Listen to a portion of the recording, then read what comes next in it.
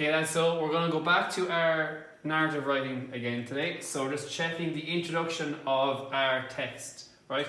So we know what we're starting off with. We have our title.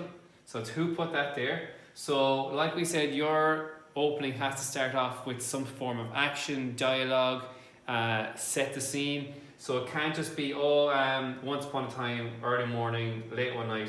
It has to be something like, it was a hot summer's day and... So that sets the setting. So in the middle of the forest, there stood a... That sets the setting as well. You could actually start off your story with who put that there, with quotation marks around it. So someone's saying it, right? And then you have to describe the setting. So the haunted castle, the deep dark wood. So I'd use adverbs as well. So for these describe verbs. So for example, quietly, slowly, next, soon. So if you were saying someone creeped up to the haunted house, you could say they creeped quietly or they creeped slowly. So it's describing words that we need to add in. So we have our verbs in already. We need to add in describing words to make our story a little bit better. Because a lot of us are using very basic language. We need to have more adjectives, more adverbs, and keep using different vocabulary as well, like mixing it up a good bit. So we describe our characters as well in our introduction. So use their names, use powerful verbs here, right? So they muttered, stumbled, chased, fought.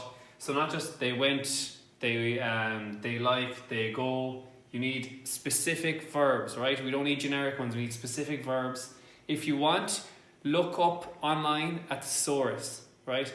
So the thesaurus will help you find different verbs that have the same meaning, right? And this will help you expand your vocabulary and make your stories much better.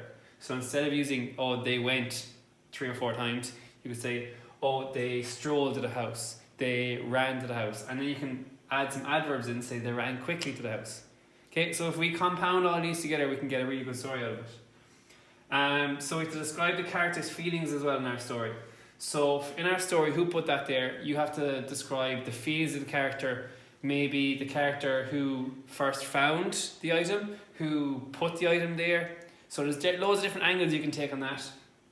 And you just need to be able to put yourself in their shoes and help the reader put themselves in the person's shoes or the character's shoes as well, right? And last thing then, you have to build up to the conflict, right? So you have to paint a picture for the reader. So it's very important that your story is very accurate and concise, and that it's not waffling on and that you have loads of run-on sentences. So I need short, snappy sentences. I need capital letters after our sentences. I need descriptive verbs, adverbs, adjectives. So loads of a wide range of language, right? And we need to break up into paragraphs. So I'd like 3 paragraphs at least. Okay, so maybe 1 for the introduction, 1 for the middle, and 1 for the end, right? So it's only about 2 pages long. So it should only be 3 paragraphs, right? And then we need to use conjunctions as well. So for example, if our sentence, if it runs on, instead of using and or because, we can use loads of different things like that, or, if, because.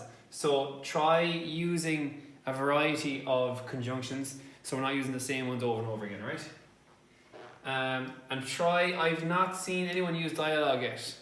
Right, I've seen no quotation marks. So we know when we have a piece of writing, so say for example, who put that there? I'll use my pen. Purple.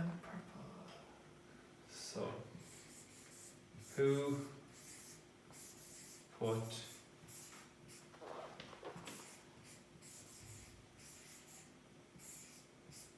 that there?